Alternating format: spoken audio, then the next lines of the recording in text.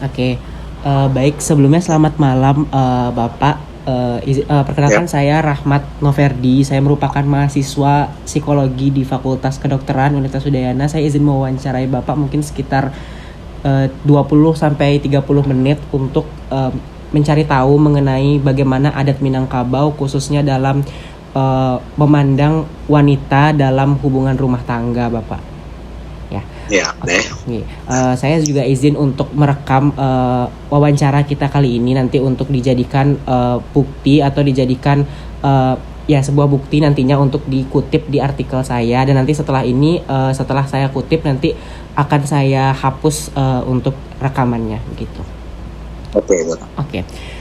Mungkin sebelum itu saya izin bertanya dulu kepada Bapak untuk bisa diceritakan mungkin usia Bapak dan mungkin lebih tepatnya posisi Bapak di adat Minangkabau itu seperti apa, Bapak? Terima kasih. Usia sekarang 50 tahun. Jabatan sebagai adat di dalam adat itu saya wakilnya datuk. Oh iya. Nah, kan kita dalam adat itu ada 4 tingkatan. Pertama datuk, yang keduanya gindo, terus sultan sama angku. Nah, saya menyebut yang gindonya. Oke. Lalu untuk posisi Bapak berarti sebagai gindo itu apakah cukup terpandang di masyarakat atau bagaimana, Bapak? Mungkin bisa diceritakan. Ya, kalau statusnya hampir sama ke empat-empatnya. Tapi yang dalam 4 tuh, yang paling tinggi datuk. Nah, membuat keputusan itu datuk. Nah, kalau nggak ada datuk, saya gindonya yang membuat keputusan gitu, Oke. mewakili. Ya, oke. Artinya di adat Minang posisi Bapak ini cukup inilah ya, cukup diperhatikan, cukup dipandang lah ya, Bapak ya. Ya, Oke. ya kalau di adat Minang ditinggikan seranting namanya. Oke, iya, oke, baik. Nah, kalau misalnya saya ingin bertanya nih Bapak, bagaimana kalau misalnya di dalam adat Minang, bagaimana adat Minangkabau itu memandang tanggung jawab istri kepada suami, begitu juga mungkin tanggung jawab suami kepada istri di adat Minang gitu. Ya, tanggung jawab suami sama istri sama dengan yang lain. Cuman membedakan istri dengan suami di Minang itu aja. Kalau kami yang laki-laki, tak ada yang namanya harta pusaka. Yang ada cuma perempuan. Sama juga dengan kayak dulu, cuman bedanya sekarang kayak saya di kampung sekarang, harta pusaka bisa saya kelola selagi saya hidup. Nah, yang perempuan pun kayak gitu juga. Perempuan kalau dia di kampung, kalau dia bisa mengelola harta pusaka juga, gitu juga. Nah, masalah untuk itu tuh sama dengan yang lain, cuman bedanya itu aja. Harta pusaka jatuh ke perempuan, itu aja bedanya. Oke. Karena kamu milenial, kalau yang lain kan beda. Sukunya laki-laki yang dapat warisan. Kalau kami di Minang, perempuan dapat warisan. Cuman warisan itu pusaka tinggi. Pusaka tinggi nggak bisa dijual, gitu. Dipakai turun-temurun. Oke. Terus kalau misalnya dalam perilaku suami kepada istri atau perilaku istri kepada suami gitu ada tidak diatur dalam adat, Bapak? Nah, kalau kami Minang, kalau yang itu tuh hampir sama semuanya, bedanya nggak ada bedanya sih. Kalau makan dihidangkan gitu kan, sama perempuannya tugasnya memasak, yang lain biasa juga. Nggak ada lainnya, bedakannya nanti itu pas pergi acara adat gitu kan. Nah, itu aja. Kalau yang lain sama semuanya dengan yang adat yang orang lain juga. Bagaimana perilaku perempuan sama suami sama istri sama suami hampir sama. Nggak ada bedanya. Oke, berarti kalau misalnya di adat Minang itu artinya perempuan itu tugasnya itu di masalah rumah tangga ya, berarti Bapak ya, memasak gitu. Atau Iya, memasak, piring ya itu layani suami lah. Kayak biasa. Terus kalau misal sekarang itu hampir sama ya. Kalau dulu pun hampir sama gitu juga, nggak ada membedakan. Oke. Ya, terus kalau misalnya ada mungkin perempuan yang bekerja atau perempuan yang lebih memilih untuk punya karir, itu gimana mungkin orang-orang Minang memandangnya Bapak? Kalau dulu memang suami yang mencari ya. Kalau sekarang ini hampir sama. Kalau zaman sekarang ini perempuan kalau dia ada usaha di luar ya nggak apa-apa. Suami cuman tugasnya mendukung aja kan. Nah, asal yang di rumah jangan tinggal. Nah, kewajiban kan itu. Oke. Ya, dia masak ini itu kan udah beres semuanya. Nah, Artinya walaupun istrinya bekerja, tapi urusan rumah tangga tetap menjadi tanggung jawab istri ya Bapak ya. Oke. tetap tanggung jawabnya. Oke. Terus kalau misalnya Bapak ketika ada mungkin konflik di rumah tangga, ada bertengkar mungkin antara istri dengan suami. Nah, apakah istri ini ada terus istrinya mungkin merasa ditekan gitu sama suaminya. Apakah mungkin dia bisa mengadu gitu mungkin kepada nini mama atau mungkin kepada siapa gitu biasanya Bapak? Ya biasanya kan gini. Kalau nggak putus dalam kita berdua dalam rumah tangga, dia kan punya nyinya mama. Dia akan mengadu ke nyinya mama. Nah, nyinya mamanya akan melapor ke nyinya mama yang suami nanti. Nah, nanti diselesaikan secara baik-baik. Kalau bisa diperbaiki, nah gitu. Kecuali masalahnya udah fatal, kan lain cerita. Tetap ada ya. Kalau biasanya itu pun udah parah kalau sama nyinya mama itu tuh. Kalau sama yang itu tuanya.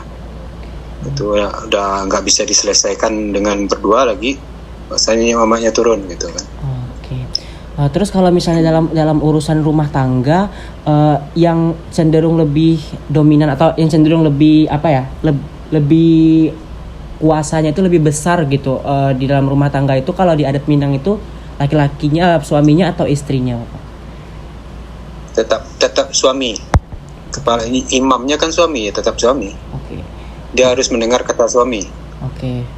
Tapi kalau misalnya istrinya mungkin berbeda pendapat dengan suami, mungkin ada masalah yang berbeda pendapatnya antara istri sama suami, itu gimana Bapak? Ya, kalau sekarang kan keputusan zaman sekarang kan nggak, dulu kan perempuan itu kan nggak bisa banyak ngomong. Kalau sekarang ini boleh aja. Sekarang ini kalau paham orang berdua tuh, seandainya sama-sama cocok ya diterima, kalau enggak ya ngalah salah satu gitu. Tapi cenderung yang kalau lebih dulu, kalau dulu gimana Pak? Kalau dulu harus ikut suami apa kata suami. Perempuan nggak bisa kalau A kata suami ya harus A. Kalau sekarang kan zamannya kan ada beda. Emansipasi wanita ini itu kan. Jadi harus ada tukar pendapat. Kalau cocok diteruskan, kalau enggak ya enggak jadi gitu. Oke. Terus kalau menurut Bapak konsep emansipasi wanita yang yang kayak gini tuh cocok nggak sama adat Minang atau itu malah melunturkan adat Minang itu?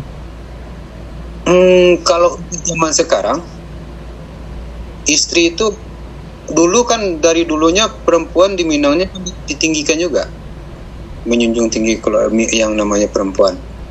Sampai sekarang pun gitu juga. Contohnya aja masalah harta. Itu perempuan dia lebih dominan, dia memegang untuk melindungi mereka. Nah, kalau sekarang makanya emansipasi ini lebih emansipasi kalau untuk adatnya Minang nih, itu perempuan. Nah, gitu. Oke, Bapak. Nah, terus saya mungkin izin tanya lebih ke arahnya itu lebih sensitif lagi, lebih private lagi ya Bapak ya. Kalau misalnya apakah di adat Minang itu ada aturan atau adat yang mungkin menjelaskan secara spesifik tentang bagaimana aturannya ketika suami dan istri itu mungkin berhubungan seksual atau berhubungan intim Bapak? Itu kalau itu tuh sama aja semuanya kalau itu tuh. Kalau masalah di Minang tidak ada aturan yang mengikat kalau itu. Oke, ya. Kalau masalahnya kalau itu di Minang masih tabu masalahnya. Oke, tabunya itu gimana Bapak? Ya tertutup orang kalau dengan yang itu. Oke. Nah, gitu. Tidak digemborkan keluar. Masalahnya itu kalau dibawa keluar kayak orang Minang bilang itu mencabiak baju di dado. Makanya orang nggak mau digemborkan keluar gitu. Okay. Masalahnya bisa jadi aib nantinya kan.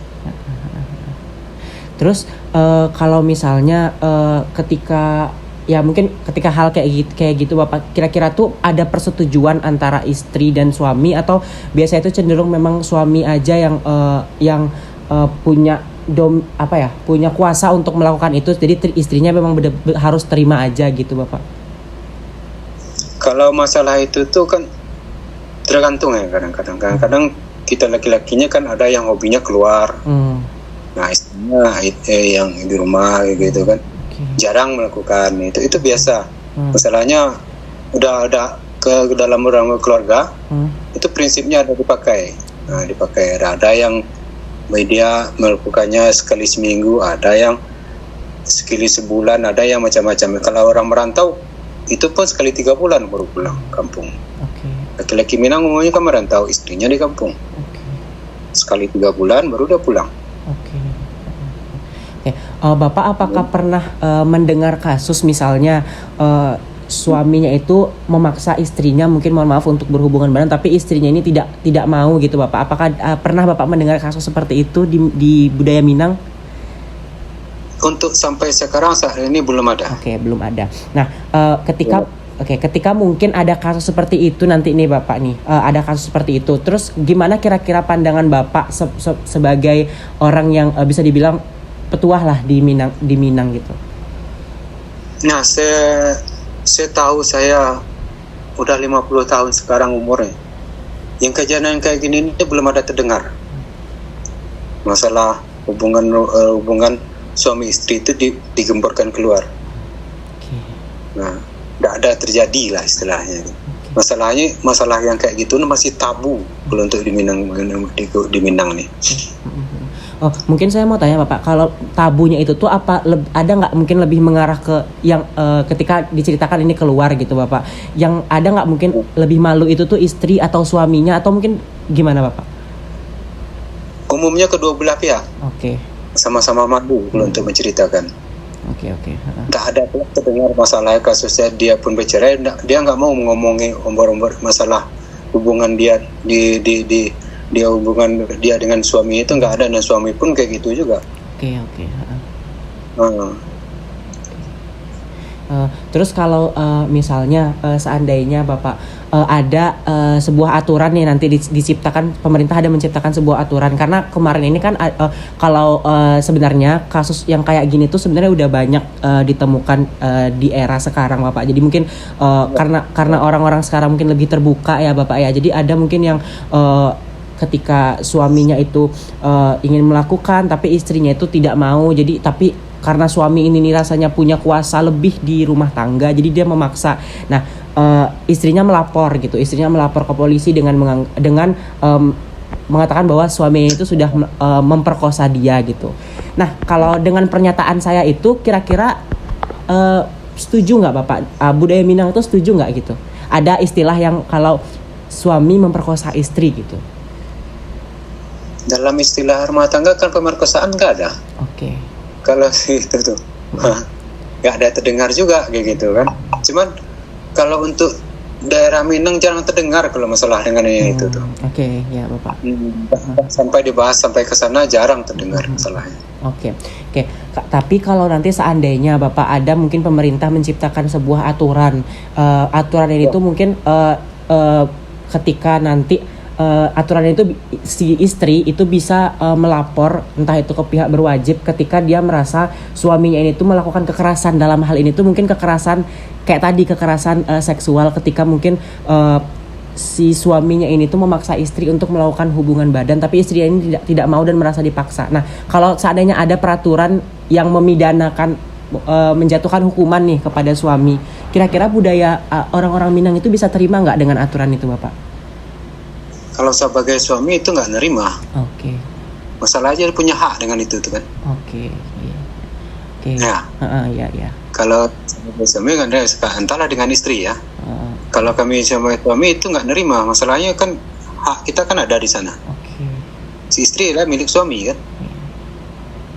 Nah, kalau undang-undang kayak gitu rasanya belum ada orang menciptakan kayak gitu kan.